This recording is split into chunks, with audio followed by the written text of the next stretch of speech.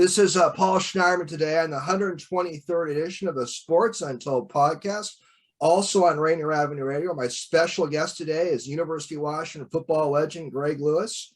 Greg is currently one of the panelists on the Husky Honk show on 93.3 KJR Sports Radio. Greg, I'll get back to you in a minute. My podcast is now on YouTube, Spotify, Amazon, Google, iTunes, Podbean. You can go to sportsuntoldpodcast.com. I encourage my listeners to click the like button regarding my show, comment, and check out the website, sportsuntoldpodcast.com, and you can check out my show on the various outlets it's on. Greg, I'm going to get back to you now. Mr. Lewis, I gave you a much longer introduction the first time you were on my show back in 2017, but we'll do another one today. Greg's a Husky football legend. I think you finished sixth in the Heisman Trophy vote back in 1990. Is that about right? Yeah, sounds about right. About right. Greg had a career with the Denver Broncos, had some success. An injury cut his career short, but Greg got some playing time, scored some touchdowns in NFL.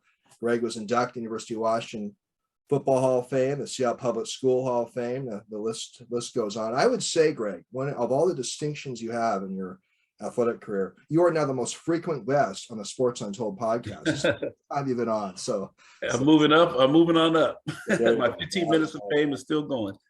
Well, great. Always good to see you, Greg. Thanks for coming back on the Sports Untold podcast, also on Rainier Avenue Radio. No worries. I'm glad to be here, Paul. Anytime you want to have me on and talk Huskies, I love the two things I like to do: talk and talk Huskies. So this is a great opportunity for me. So thank you. Yeah, we hit on all sorts of subjects. Great. Remember when you were on last year, you said, Paul, bring it on. Whatever questions you got, it's just load it up, right? Well, I got a question from the audience. I have my longtime friend, Dr. John Stridle. He's a Lakeside 89 graduate. John was a really good athlete in his day, and he's now my dermatologist. And John wants to know, Greg, he wants to get your opinion if the Huskies are going to cover the 22.5 point spread tomorrow against Kent State. So that's Dr. Stridle's question for you, Mr. Lewis. Well, I think if the Huskies defense, which I think out of all the things that I'm most curious about is how they are going to perform this year and this week in particular, can get some key stops. They definitely have a great opportunity because I think this is going to be a high scoring game. The flashes, they have a up-tempo, really fast-paced offense, so they're going to give us a lot of possessions. We're going to have a lot of opportunities to have the football, and their defense is not very stout at all. The flashes, Kent State, and so we're going to score a lot of points. I think the nightmare of last year of scoring 7 points the first game against a Montana team won't repeat itself. Great offensive scheme. What I've seen so far, the weapons are being utilized, those big, tall receivers. I think some of the transfer running backs look really good. They got some wiggle to them, make some folks miss. So I think if the defense can get some key stops, slow these guys down, we'll have a great chance of covering the 23-point spread. So if I were a betting man, I would say cover. Okay. So I think Stridle may be listening to it soon if he's not listening right now. I will communicate your by the way, Greg, if I look at the monitor now and then to see if we get some comments on Facebook, so I don't want you to think that I'm ignoring you or no worries. Doing a little switching to see what if we get some more questions in the audience. Oh, Greg, I've been listening to you for years, and you were at Como for years. I think you're having your second stint at KJR, and you're part of this really fun Husky Honks team. And the current cast is you, Dave Softy Mahler, the longtime KJR host. I know both of you reasonably well, and the new guy who I don't know, but I certainly know of him. I'd love to get on my show at some point, Mario Bailey. Tell us about Mario joining you guys. It's like a TV show. The cast has changed, but it's a good show that keeps going. Tell us about Mario joining the show and maybe some of his. What do you think he can contribute? Well, as you guys know, the original Honks had Hugh Millen and Dick Baird along with Softy, and Hugh took an opportunity to step away to follow his son's college football career. That is real prohibitive when you're doing a college football show to have sons playing because you want to be present with them. So I was able to join last year after my stint with Como, having the broadcast rights go over to KJR. So they just kind of brought me over, and it was natural because he was leaving. And then Dick Baird, who had been on the show for 20 plus years, just had, it was time for him to step down and retire. He felt like he wanted to spend more time just being a Husky football fan and not having to deal with a lot of the stuff that goes along with being part of the broadcast team, especially when you're doing shows where fans can call in and things are going well. So I think the last couple of years was rough on him a little bit. But yeah, he earned his opportunity to step down.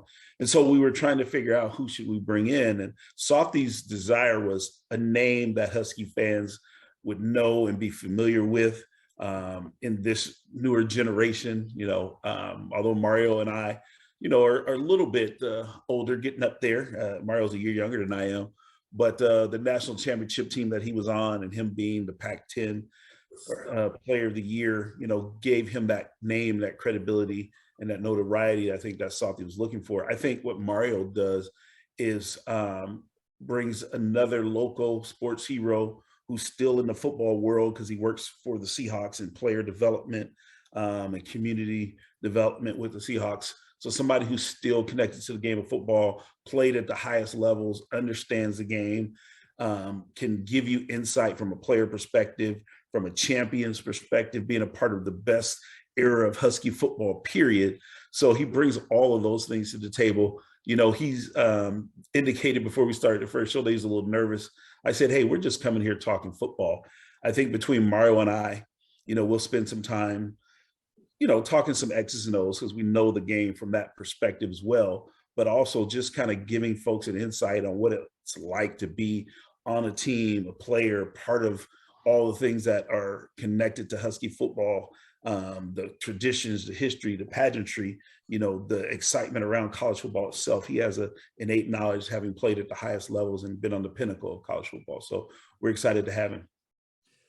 You and Mario have been longtime friends too? We started more as rivals. We went to opposite Seattle public high schools, and he's always quick to remind me that his senior year, my senior year, his junior year, that Franklin beat us 7-0.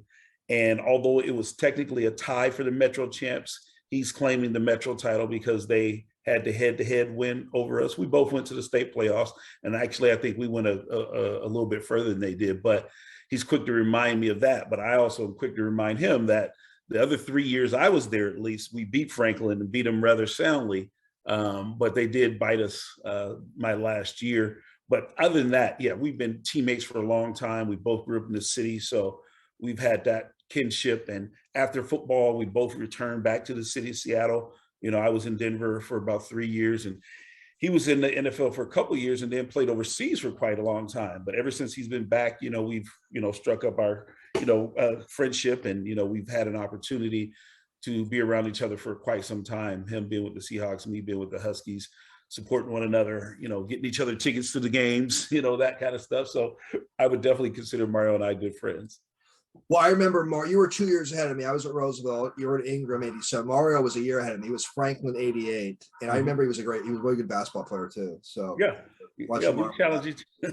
We were on the basketball court, although Mario was more of a one point guard. I was a power forward, so we didn't go head up, but we definitely had some good games against Franklin in basketball. I think his junior year, my senior year, we played against them twice, and we won one and they won one. So it was kind of 50-50 on that. I think you give Franklin less a hard time than Roosevelt. My alma mater, you loved it. You loved to kid me about Roosevelt. So well, if I had my chance to really pick on an alma mater, it's always going to be Blanchette. The kids that were out in the North End that were probably a little cocky, a little arrogant. They were good in both sports during my era, right? But we definitely had a rivalry with Blanchette. So that's the team I love to hate. But I got a little bit left for Roosevelt, Franklin, Garfield, Ballard, whoever else. I had Joe Steele on my show. He was my guest right before you, and I didn't kid with Joe a lot about Blanchette. I think Joe takes the Blanchette stuff pretty seriously. So. Yeah. Well, at Ingram, we have a motto. It's a matter of pride. So, I'm a proud Ingram Ram. I take any opportunity to let folks that played at other Metro schools know about successes I had against them. And in football, I've had quite a few. Basketball, yeah, but definitely in football. Greg, this is a question that I'm just curious to pick your brain on. You played for the Broncos for a few years. You played in the NFL, and Russell Wilson, as we know, played 10 years for the Seahawks. I know you're more of a Broncos fan than a Seahawks fan, but anyhow, Russell played for the Seahawks for 10 years, Super Bowl appearance, a Super Bowl championship. And right now, it just seems like so many people in Seahawks Nation are mad at Russell Wilson. What's your take on that? It's business, isn't it? It absolutely is a business. As a player, you find out as soon as you're not as valuable to the team as you once were, whether it's an injury or someone at that position is, elevated themselves above you, or, a myriad of other things. So the business part is real. But I think from the fans' perspective, all the folks in Seattle, and even though Seattle's not my number one team, I am a Seahawks fan. We should appreciate Russ for everything he did while he was here in Seattle, and appreciate him for the successes. And he has the most wins, I think, for any quarterback in the history of the NFL in their first 10 years. So he did some fantastic things for his organization. We should celebrate him and thank him and be proud of that for Russ. Now, having said that, when he comes back in a different uniform, he's on the other team. So I don't think we should be, throwing any parades and, cheering him during the game. If he makes a great pass, we should boo, or we should, come on defense, we shouldn't be rooting for Russ. So I think it's both. Let's appreciate him for what he did while he was here, but we root for our team. And if you're a real Seahawk fan, which I'm not saying I am, but those in Seattle who are, you should, wholeheartedly root for your team the way that you would normally root for them during the game. After the game's over, appreciate Russ again for all the things that he did here and have positive thoughts about that. But boo him or razz him or, be a fan during the game. On social media, it just seems that so many Seahawks fans are just mad at him. It seems, Greg, tell me if you kind of agree with this analogy. It seems like kind of an Alex Rodriguez-ish situation almost. When Rodriguez signed with Texas, Mariners fans were so mad back in the 2000s. Rodriguez had 7, 8, 9 great years for Seattle. I mean, different situation, but it just, the animosity, I don't quite get it. But yeah, I don't think there should ever be animosity, but maybe that's why the word that recognizes people who root for a team is called a fan, short for fanatic, or fanatical. So people are fanatical about their love or hate, as it relates to their team. And so people get that way. I don't, buy into that, but some folks do. I just think that Russ should be always considered a Seattle icon. He should always be a favorite son of Seattle. While he's playing in the NFL and playing for other teams, we should root against him, and razz him when he's here. But once he's done playing football, he should be welcomed back here with open arms as the greatest Seahawk ever, at least up until this point. And, people got to get over it. I think sometimes it's more like, you have a relationship, with someone of the opposite sex, or, whatever your, relationship preference is, and then they break it up with you. And you're kind of upset because they broke it up with you and you don't want to see them with someone else. So I think it's sort of like that right now. But, time heals all wounds. So hopefully years down the line, when Russ, like I said, is ready to retire, hang it up, Seattle welcomes him back as a favorite son with open arms as the greatest Seahawk. But now Russell's kind of like the ex-husband in Seattle, I guess. So. Yeah. There you go. Well, thanks, Greg. I wanted to get your insights. I had you on my show. Last time you were on my show was back in 2021. The Huskies were 2-3. And I asked you if the Montana loss was an aberration or a sign that the Washington 2021 team has some major holes. I don't remember your answer specifically. You gave kind of a nuanced answer on that. So with that question from last year in mind, and we've talked, a bunch of times since then, but I haven't formally asked you this. I'll ask you on the air now. So Jimmy Lake got suspended later for hitting a player from behind. I guess I have 2 questions for you right now. Was that punishment of Jimmy Lake a trumped up thing? It was pretextual in a way. Was it, do you think the athletic department did it in a way to have another basis to maybe let Jimmy go? That's my first question. Second question is, do you think Coach Lake deserves some more time to be the UW coach? Well, I think that the circumstances that happened with him hitting the player in the suspension might not have been as severe had he not lost to Montana and the team hadn't been spiraling into the situation that they were, not to discredit the athletic department and saying that they were trying to, heap on, in a situation that might not have been as serious, but I think just the atmosphere and environment dictate a lot of things. And, as a leader in an organization, you have to consider everything. I believe that if it were just the swatting of the player with the game plan or whatever you want to call it, had been the only thing, then yes, I would say he would have deserved more time and more of an opportunity. But it was more than that. And, not to get deeply into it, but there was certainly a digging into the program that the leadership of the athletic department had to do after that incident. So what it did was sort of brought the microscope. And once you bring the microscope, people are going to start to find things and find things that may not be well. And microscopes are created to be able to break down the DNA.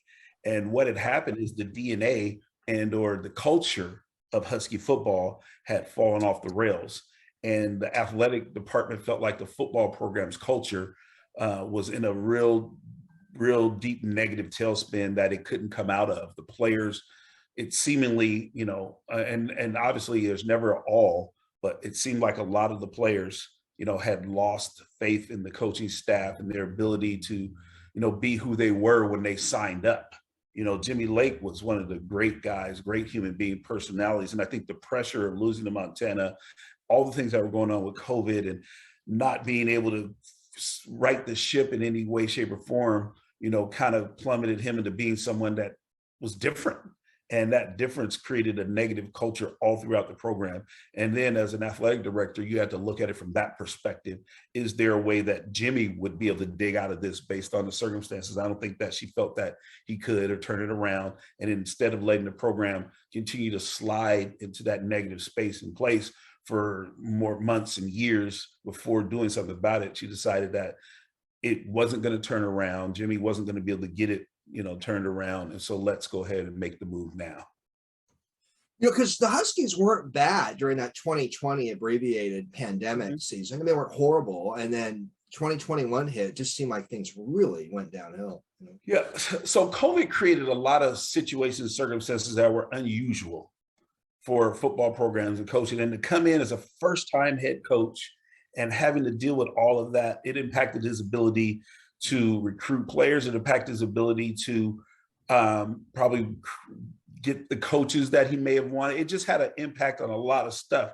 And so going into that 2021 season, you have a lot of obstacles in front of you. And then to lose that game, which had never happened in 100 years of Husky football or however long we've been at the top level, to lose to a lower division team, now all of a sudden there was pressure on you that was unbelievable. I mean, and to lose in the fashion they did, where they only scored 7 points when there was a lot of questions already about your offensive coordinator. Who's this guy? Why are we hiring him?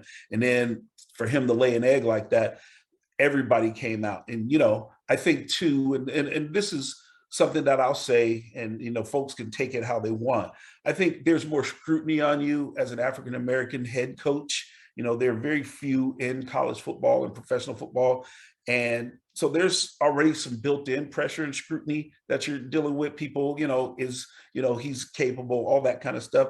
Then to lose that game, I think that the pressure at that point is what, and that old saying, pressure either makes diamonds or busts pipes.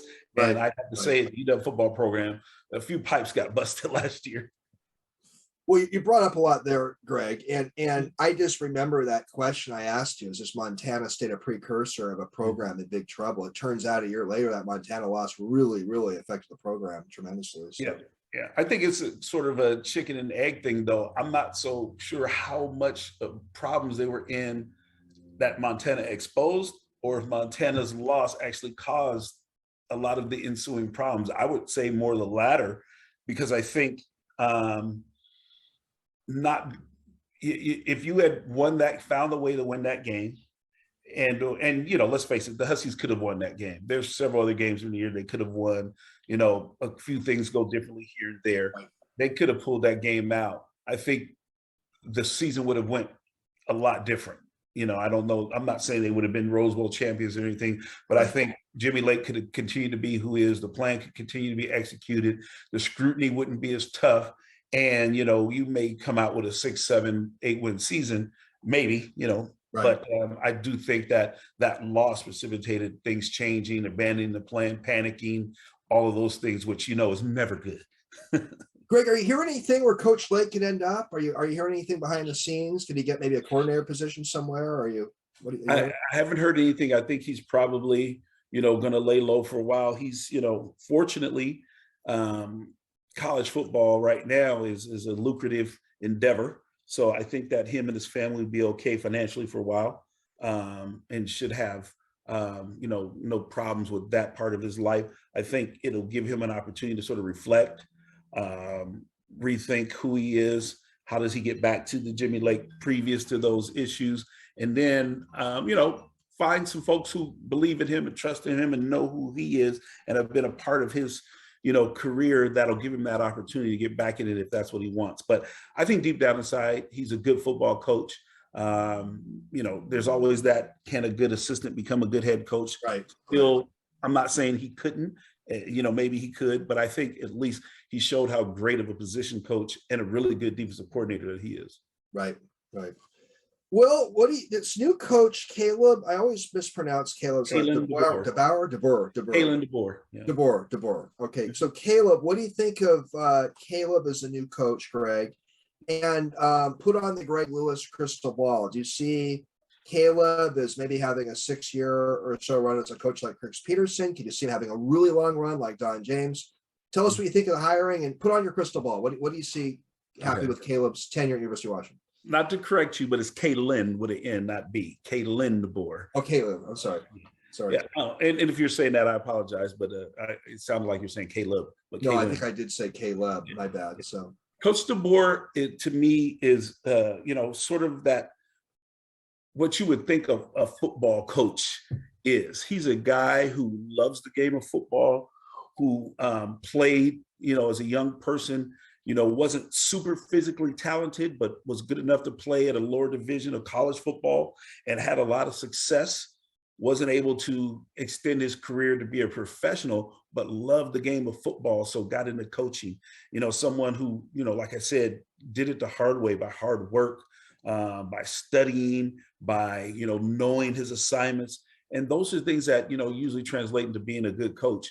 And his, I think, resume, shows that he's had success at every level he's coached at, and including last year, Division I level, maybe in a smaller conference, but he had some success against some really good teams. As a matter of fact, last year, they were one fumble late in the game by the quarterback away from beating Oregon, a highly ranked Oregon team that had beat Ohio State. So that kind of tells you, how he's, poised and can coach at this particular level. So what I see is a few things I think will determine how long his tenure here is at the University of Washington. Some of it's tied back to this whole conference realignment thing.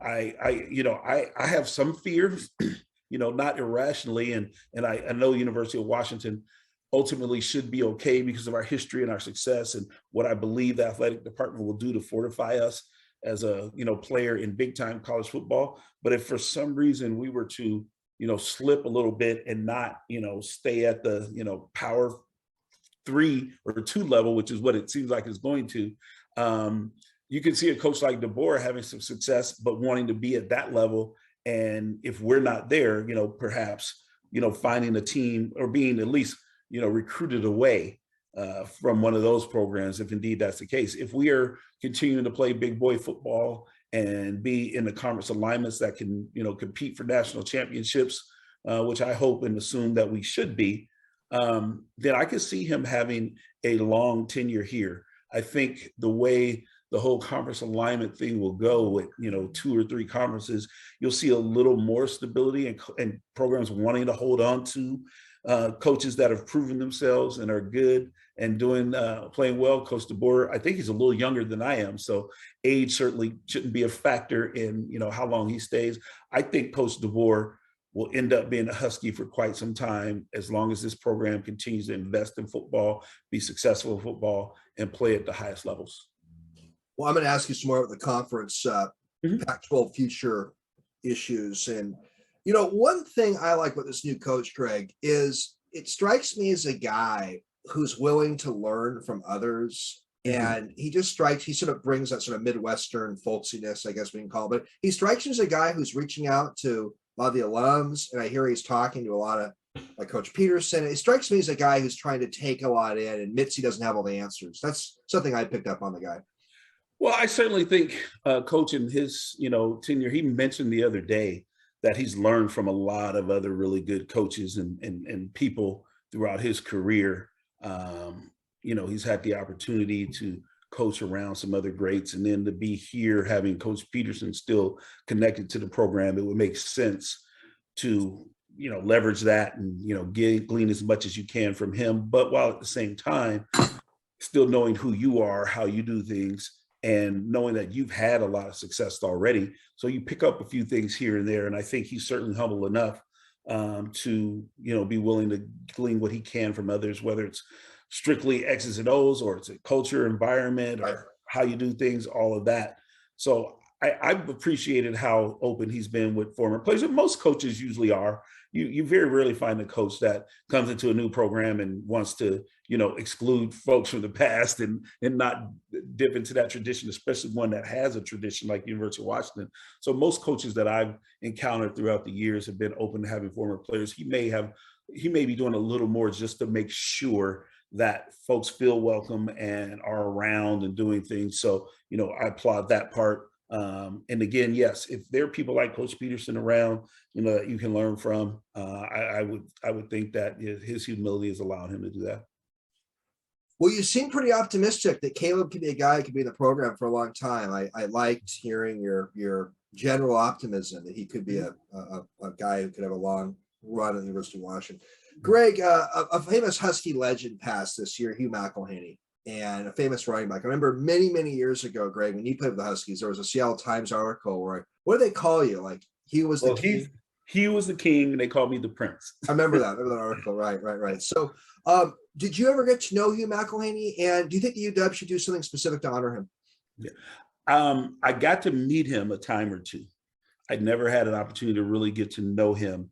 I know he's the king. He's the greatest football player to play at the University of Washington.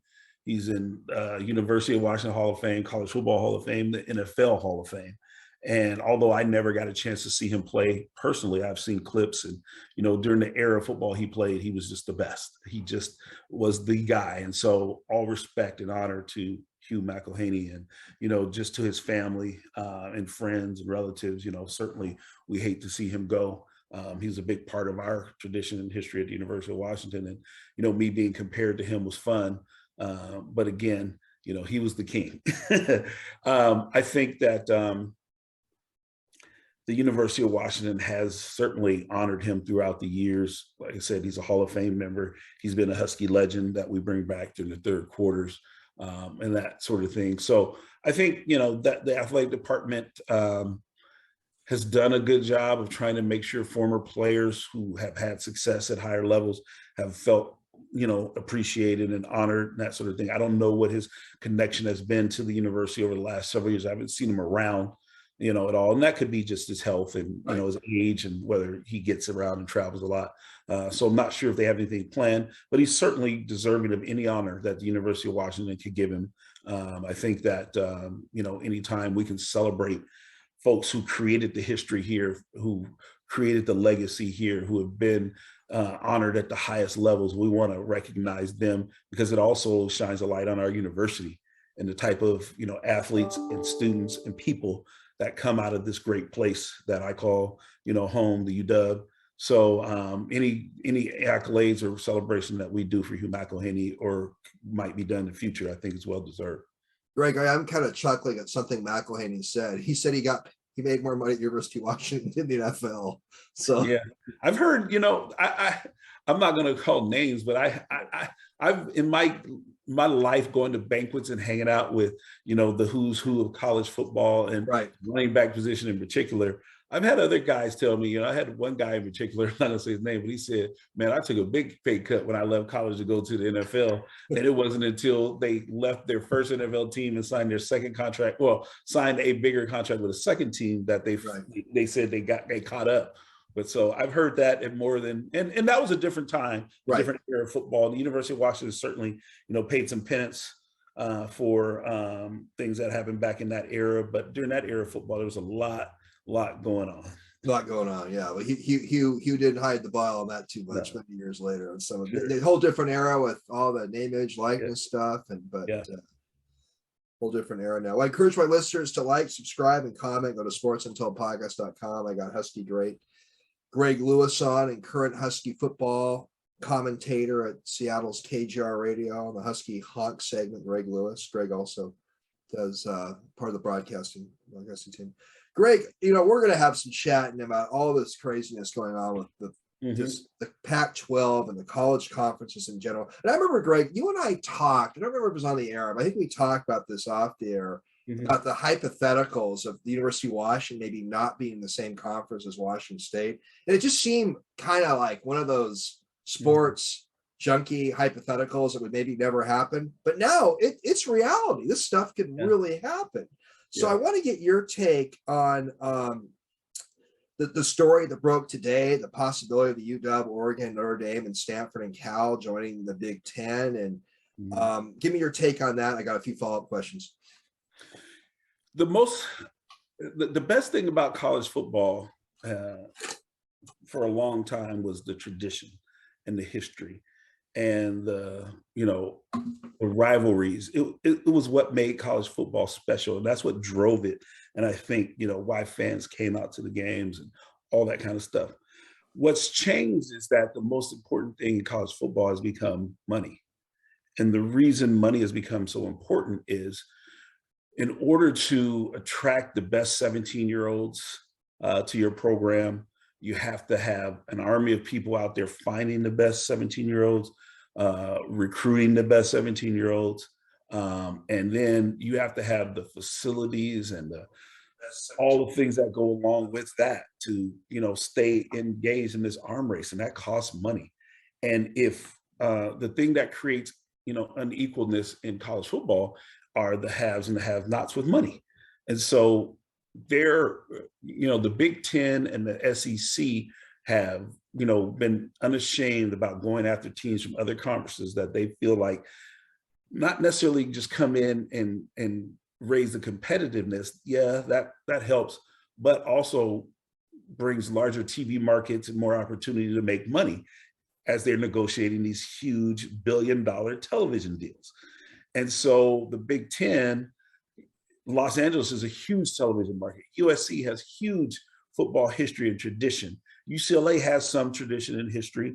And, so you in one swoop upgrade, a healthy USC, UCLA, and a healthy conference probably elevates those teams. So now you brought a lot more opportunity to make money into your conference.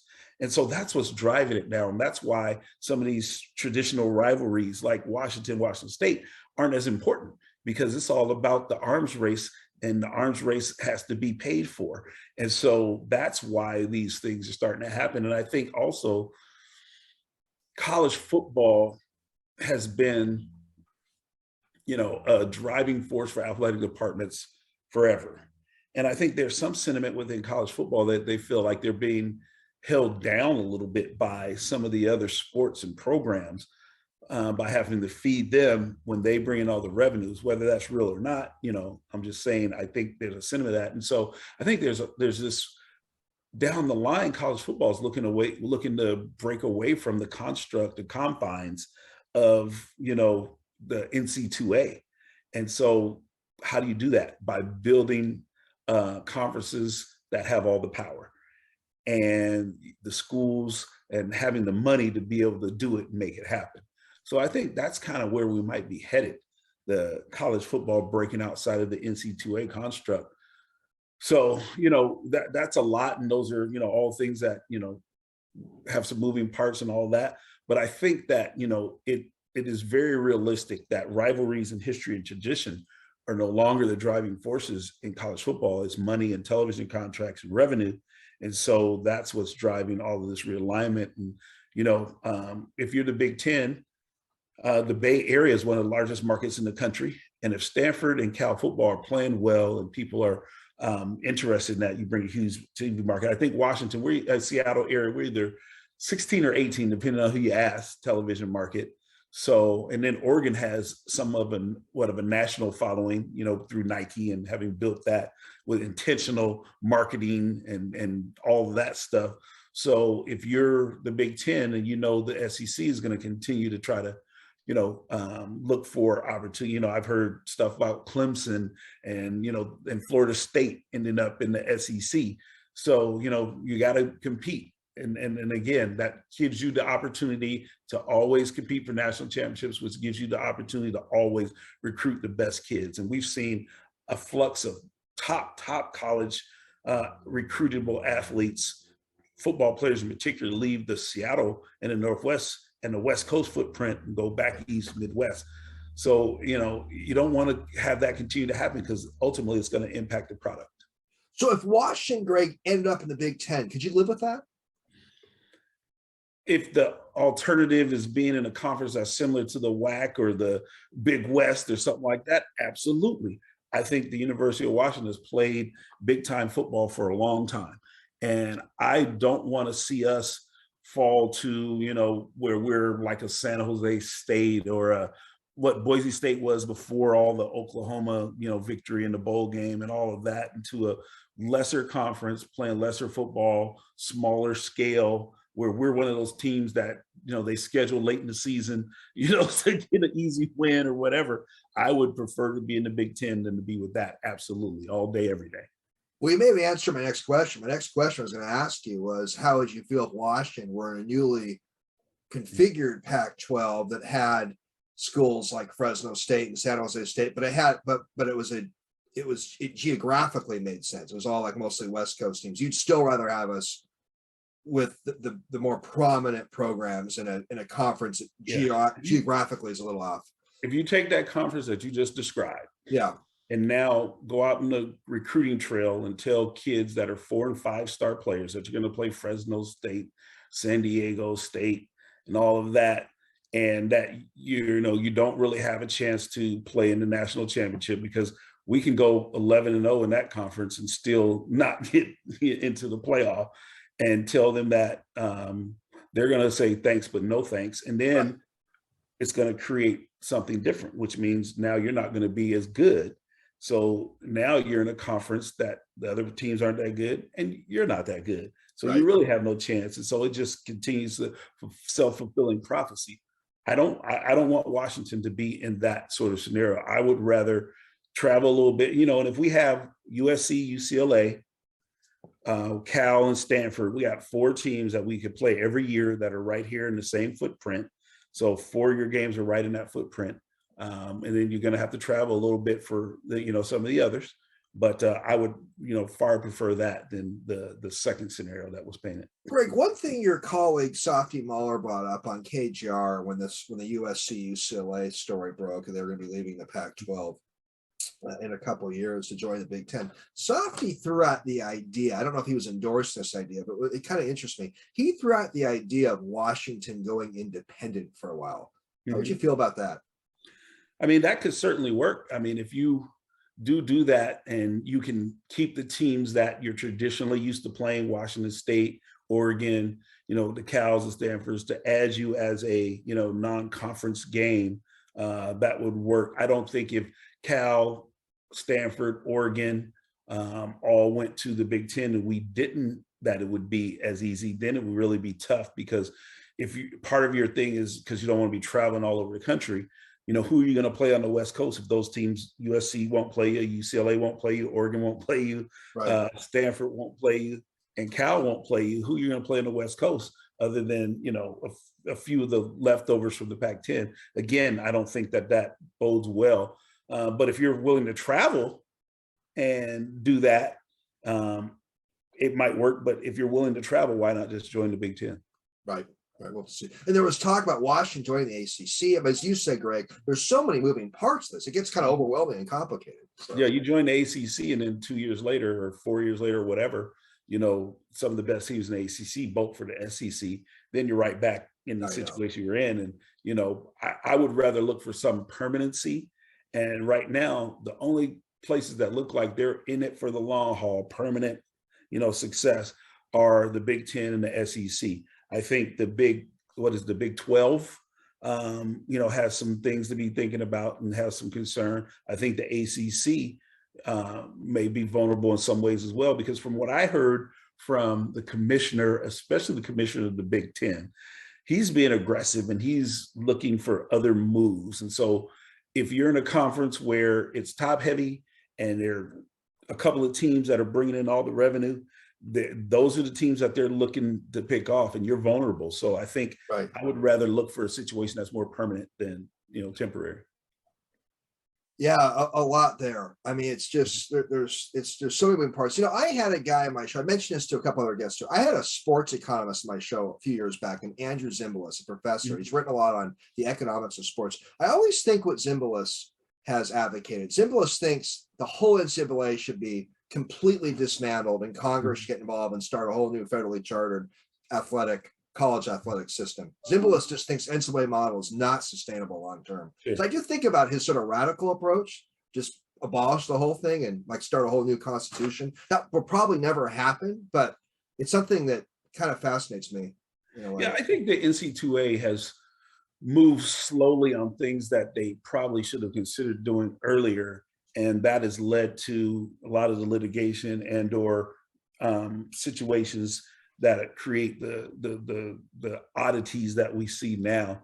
Their unwillingness to consider the economic plight of student athletes who were not only sacrificing a lot of their lives and time and bodies. Like I said, I tell people, whenever time I look at the 39-yard line out of Husky Stadium going towards the closed end, I go, my knee's out there somewhere. I left it on my feet. Right. And so there's a lot that goes into that. But while we're in school, we're surviving off top ramen, or maybe find a girlfriend who's got a job. I mean, just any way you can figure it out, because we weren't allowed to make any money. And then the real, I guess, part that was hard to stomach is and now especially is, it's a $1 billion industry. Billions are being made, and the workforce gets nothing. And you can say, oh, they get a college scholarship, but how many student athletes are able to graduate, especially, before 1979? Go back and look how many student athletes were actually able to graduate while still playing major sports, major athletics. Only a percentage of them. And lots of them were, getting in a situation where they had coming out with disabilities that would, preclude them from working certain jobs in the workforce. Right. So you can say all you want about, you're giving them tuition, room and board, but they're generating billions of dollars and leaving with not necessarily any benefits from that long term in their lives. So I think, and again, making coaches multimillionaires, making athletic directors millionaires, making all of these other folks millionaires, and then again, I know people probably get tired of hearing me say things like that. Look at who the major pieces of the workforce are who aren't getting anything, and look at who those who are reaping all the benefits and rewards, and what do they look like? And so there's that aspect of it too. So those are things that, for me, the NC2A was too slow to move on. And so people started to look at the inequities and say, we're going to take this to court. This is America. You can't do that. And so, and the NC2A is losing, and they'll continue to lose in a lot of these litigation situations because the system isn't really fair and equitable.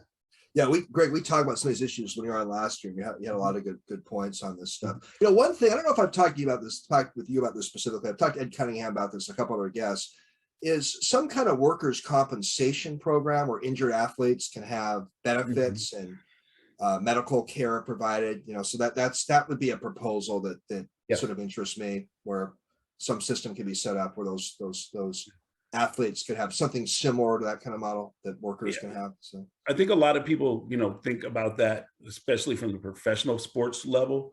But the reality is there are more college athletes that leave college football with debilitating injuries than there are professional, because there are more, student athletes at the colleges. There are more colleges than there are professional teams. And no one really thinks about that unless you have a catastrophic, like you're paralyzed or something like that while you're playing college football. None of your disabilities or injuries are covered beyond the time that you're there at that university.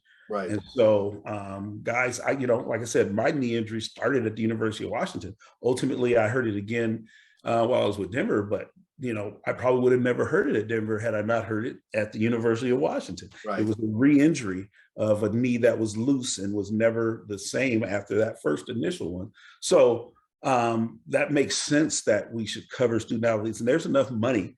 And how things work. If you put money aside, you put it in something that is there for when it's needed, then you can make that work. I think the greed of the NC2A has been long a part of why we have some of the lawsuits and things that are being brought out now, because it was just not a willingness to share, especially with the folks who are making the game happen and making the game great, the players. A lot of truth there. Greg, I want to talk to you about the Huskies 2022 season a bit, the Pac-12 2022 football. I want to get your take on Michael Penix Jr. And Greg, you watch a lot of football, you know the sport well. Do you see this young man being an all-conference kind of quarterback? Give us your assessment of what you see in Penix Jr. so far.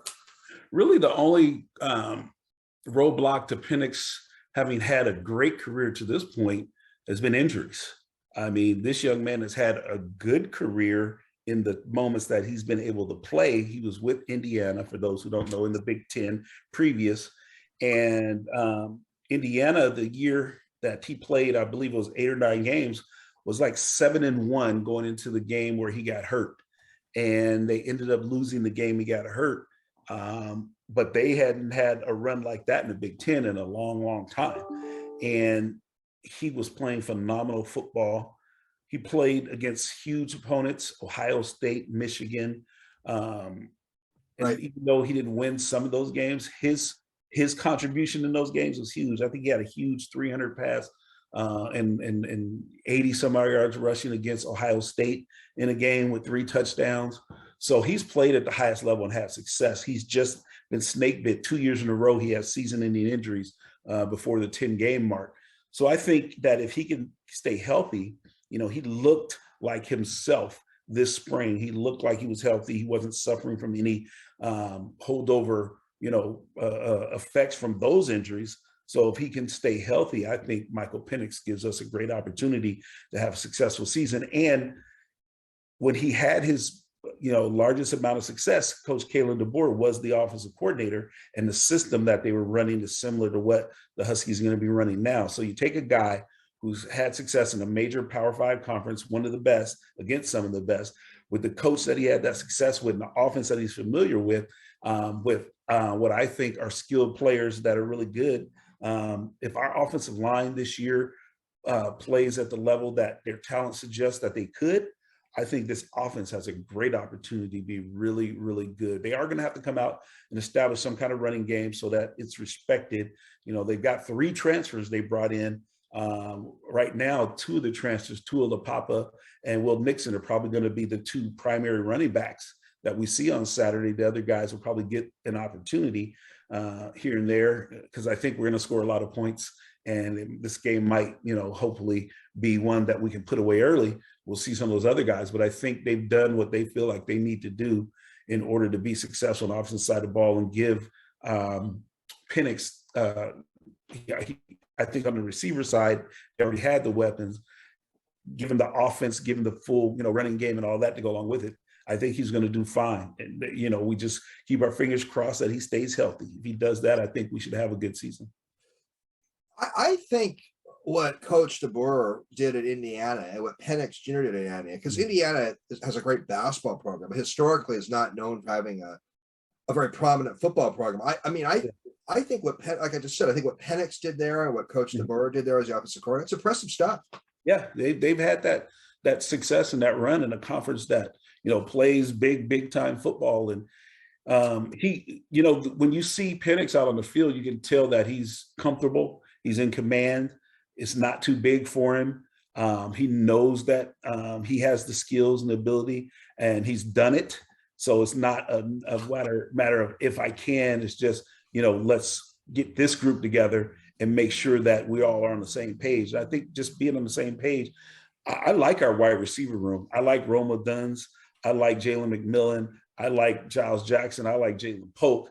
I mean, there's a bunch of guys out there that can catch the football. I think that what I've seen from Fresno State last year and their ability, to run the offense with a guy who was basically a cast-off quarterback from the University of Washington, bodes well with this coaching staff's ability to get guys in the right spots, the right positions, and utilize the talent that they have. What do you see happening to Sam Heward? I think Sam, right now, although he's listed as the third quarterback, I think that they'll try to get every opportunity they can this year to get him into some live game situations, because I think he's definitely seen as the quarterback of the future. Penix could leave at the end of this year or come back. I think if he has a modicum of success, he would want to leave because he's already had 2 injuries. You can't keep playing for free and keep risking yourself. Right. So I think, this year is about getting Heward some live action, some opportunities so that he's prepared. I think I saw near the end of spring, though, and in the spring game and some this fall, the potential that this kid has. I think Penix is that comfortable glove right now that the coaches can put on and go to work and know that he can get it done. But this is the year and timing where they're really going to do everything they can to get Heward prepared, because I think their expectations is that he's the future of Husky football, even as early as next year, and or if something were to happen to Penix this year. Now, if something did happen, Dylan Morris might be the immediate, go-to. Let's get him in. He's played at college football level, whatever, and let him take the reins. But again, I think if you can get Penix through this year and you can get Heward, continue to learn, know this offense, get comfortable with the coaches, the receivers, get reps in practice, get some live game reps. I think that next year is what they're, earmarking him, but he's got to go out and do it. He's got to win the job. Greg, I read something in the Seattle Times recently, a preview article of the Huskies 2022 team, and there was a suggestion in the article that the Huskies had some strength and conditioning issues last year. The team may have not been in the greatest shape, and they're working on improving conditioning. Do you have any insights or observations on that? Well, I think everybody has their system, when it comes to strength and conditioning, there's nuanced systems and philosophies and that sort of thing. Because it seems like to me, every time you have a new coach come in, everybody talks about, the team's in much better shape this year. They're stronger. Certainly they had some different numbers and maybe some of the bodies look different, but sometimes that's all based on, what sort of system you're running, what you think is important as a program. So for the things that Coach DeBoer and his team thinks are important, they've sculpted the athletes to look like that and to be that way. And so I think some of that is system, and I think some of it's hyperbole too, because, I think by the end of the year last year, you had a lot of guys who going into the offseason probably weren't as enthusiastic or excited about, what they were doing and what happened. And so they may have, when they had that initial new coaching staffs here, heights, weights, and all that, not performed as well. And so now they got a fire lit under them and they're, doing what they need to do. And these guys want to win. So they're working hard. And some of it, like I said, some of it may be true, but I think some of that also is, every system and every, coaching staff has, the numbers and things that they think are important, and they highlight those. You bring up a point. I mean, any organization has a change. People are going to, whether it's sort of superficial or whatever, they're going to say, we're going to do this, but we're not doing that. So and they're going to highlight the things that look better because they want you as the fans to be excited. They're not going to come in and go, we didn't get any bigger or stronger this offseason. We look like we did last year. People go, so you got to, hey, we're bigger, we're stronger, we're faster, we're doing this better, because you're trying to create that excitement, that belief from the fans, which is important. So you're not sure you believe the suggestion that the 2021 Husky team was out of shape. You're not willing to go. Nah, I mean, I would go to practice. I'd see those kids. Yeah. That would be somewhat of an indictment on the kids too. Right. That they weren't, because regardless of what your system is, if kids are doing it hard and consistently and well, they're going to be in shape. I mean, that just is a truth. They're going to be strong. Some people may tweak it and do it a different way. And like I said, highlight certain things over others. Maybe, we're more concerned about explosiveness. They're more concerned about strength. We're more concerned about endurance. They're more concerned about size. So, some of those things might tweak the system a little bit, Right. but, you highlight what is important to you. Greg, what do you think? No more divisions in the Pac-12. What's the Greg Lewis take on that? I like the divisions to some degree because it created, that whole opportunity. Even if you lost the game here or there, you could still make it to the Pac-12 championship. If there are no divisions, I think the scheduling should be just equal then, and not, you always play these teams, you miss these two teams, over in the South side. So I would have done, I'm not sure how they did the scheduling, if they did any kind of rescheduling where it doesn't matter what division the team was in, whether or not you play them. I think the whole USC, UCLA leaving in 2 years sort of muddies that a little bit. But I do, I think it helps if the best two teams do play for the championship so that it gives the conference a better opportunity to make the playoff. But again, that all depends on how those two teams do outside of that championship game anyway. So guys, you got to come in undefeated. Maybe if a Utah lost at Florida early in the season, this week by 3 points on the road, but then ran the table from there, I can see them still making, a playoff scenario. I'll never talk about Oregon making it, so I won't give you any how that might look. Yeah, I hear. I'm not the biggest Oregon fan either. I have some relatives in Oregon. They're just fanatics, fanatic Duck fans. It does feel like a lame duck conference right now, doesn't it, Greg? To some degree, I think so. I think it also is like, if you're going to end up playing in another conference in 2 years, this is like your audition. We have to show the Big Ten or whoever that we're willing to invest in football. We're willing to play, do everything we can do to play at the highest level. You're going to get a team that's bringing a market behind them, that's watching because they're exciting, they're fun, and they're winning. So it's almost like a 2-year audition, for other conferences. So I wouldn't call it a lame duck per se, where we're just going through the motions. I think, this is where you really got to show who you are in order to, get that invite. A different kind of lame duck situation. Yeah, I think that's how it is. Yeah, right. Well, Greg, I'm looking at some predictions of the 2022 Pac-12. Sporting News has Utah 1. Let's see here. USC 2 or Oregon 3. I mean, I'm looking at this. They have Washington, I think it's 7.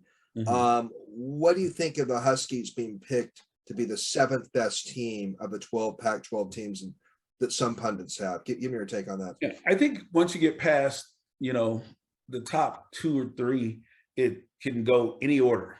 It could go any order from there.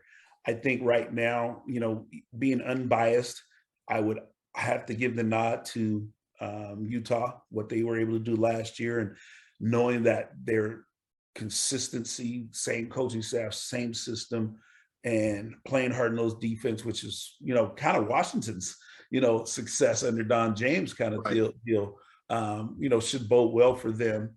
USC, some life has come back into that program, and they have talent there, and they recruit well, and they, even in the down years, and now they've had some great success. They got some big time transfers.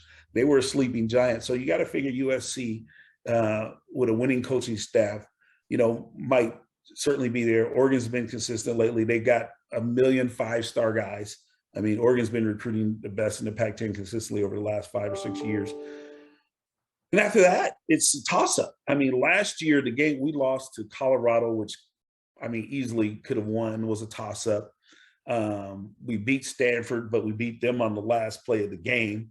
Oregon State, we could have easily won that. That was a last-minute kind of deal.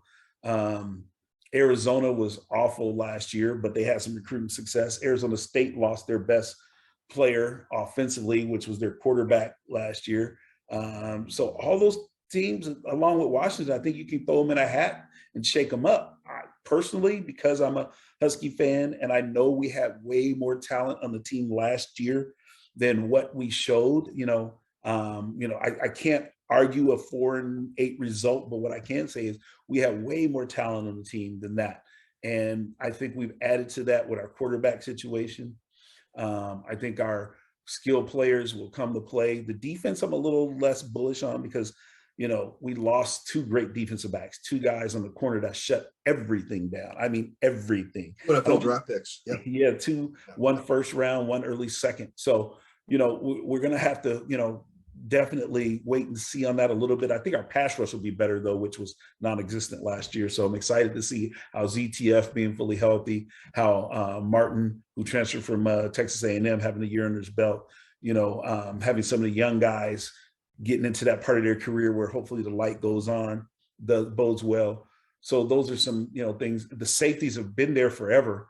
Asa Turner, Cam Williams, Ty Jones. I just need them to play better. They're super experienced now. Should be no excuses. So I need those guys to play better. We got Cam Bright, a linebacker who came over from Pitt, who I think is better than any full-time player we had last year because of the injury to Ulofoshio. So, I'm hopeful on defense. I'm excited about the offense. So having said that, I think I would pick Washington over that mesh of other teams. But again, we're going to have to execute on Sundays. We're going to have to, show that improvement at the quarterback position in the offensive line. And the defense is going to have to come up, be timely, and make plays without having, two guys who, can just take away the best receivers on the other team consistently. Right. But yeah, I would pick us if my Husky hat picks us fourth, but and honestly, you can see us anywhere from fourth to sixth. I think when I look at the schedule, I count we should win 7 games just because we're better and more talented than that. Anything above 7 is a good season. So if we win 8, that means we won all the ones we should, and we got one that was more of a toss-up. If we win 6, then to me, we lost one that we should have won. So I would put the over and under at 7, and I would bet on the over at 8. Would you be disappointed if we were, say, the 5th or 6th best team, if we slightly overperformed? Would you be disappointed with that? I think to some degree, because I think the stakes are high right now on what our future looks like, and we got to come out and show that we are a good team, a viable team. We'll bring not only competitiveness, but we'll bring fans that want to see us play because they're excited about us.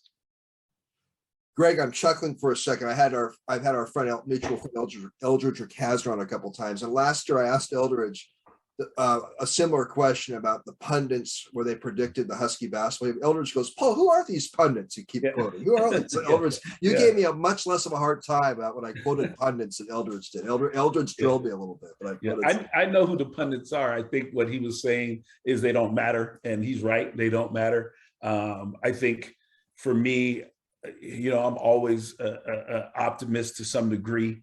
I try to be a realist as well. But I think, again, 7 wins should happen. And I'd be excited. If we get that 8th win, I'd be really excited. Eldridge said, "Who are these pundits?" and less shy, Paul. He was good.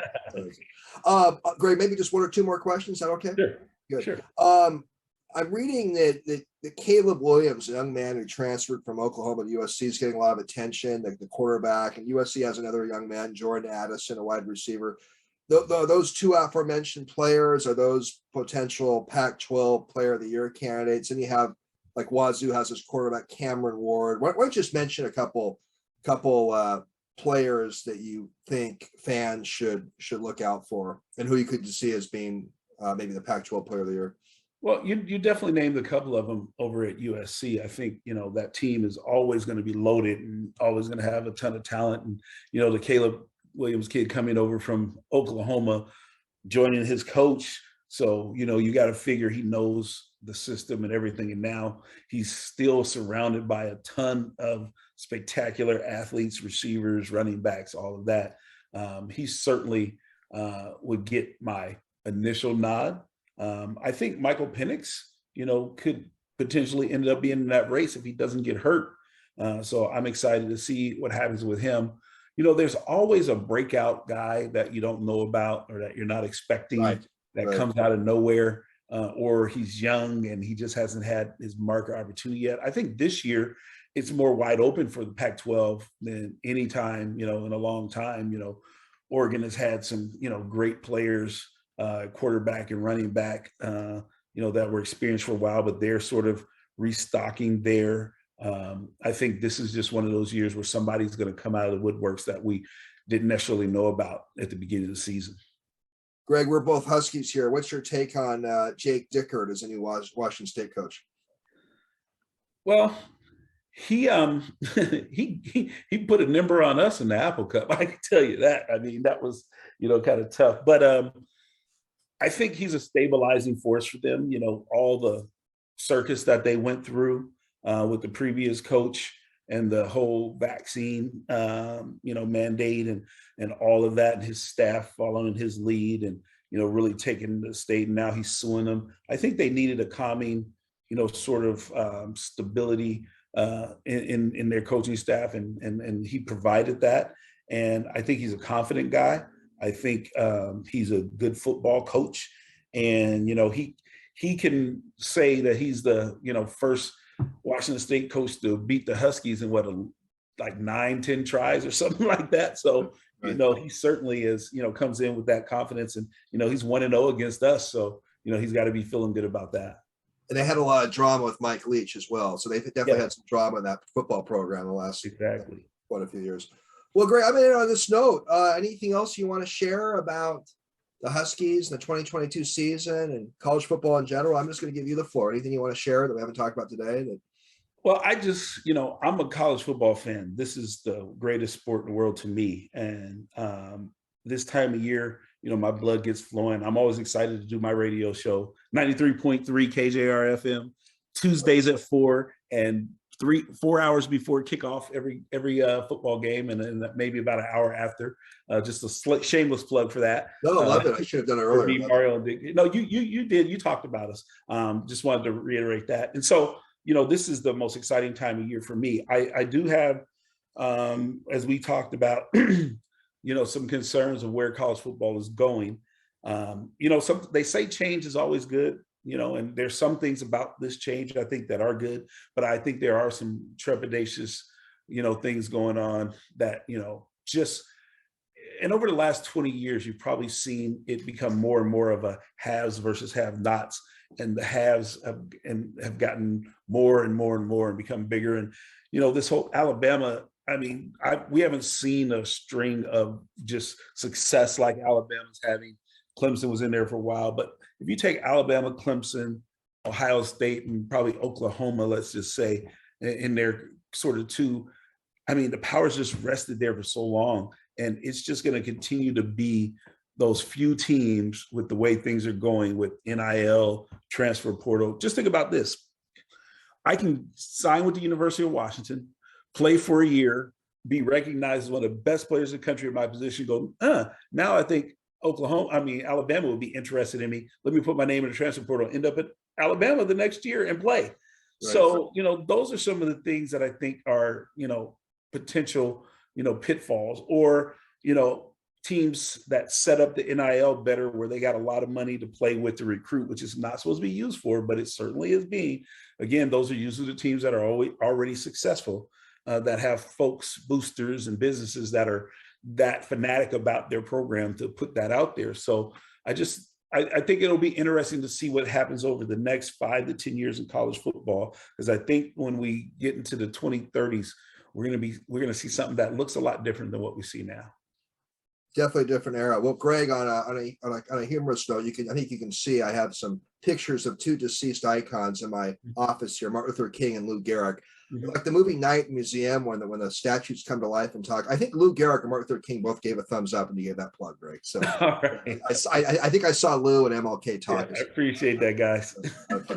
Well, Greg, always fun. Thanks for your generosity and coming on today for an hour. Loved it. And I'll see you soon. And I always appreciate you being a supporter of my podcast, and great conversation. Really, thank you for doing this.